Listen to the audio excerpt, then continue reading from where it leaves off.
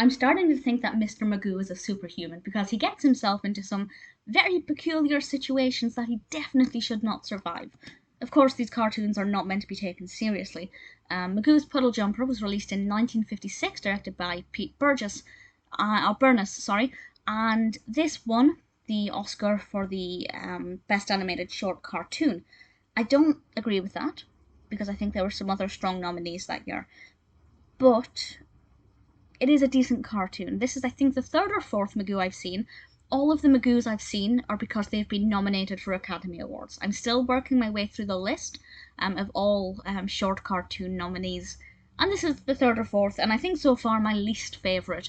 Not for any particular reason, I just feel like the setting doesn't annoy me. Without spoiling anything specific, long story short, Magoo buys his nephew a car, and he drives that car off of the pier into the water.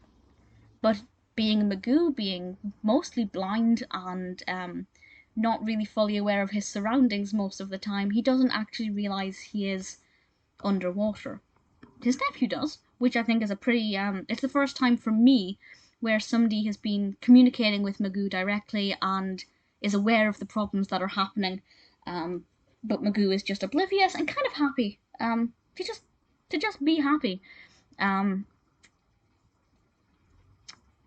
And I think that's very clear here. Magoo is just happily having a nice drive. He's mistaking the fish and everything for, things he would be seeing on the road, which is kind of funny.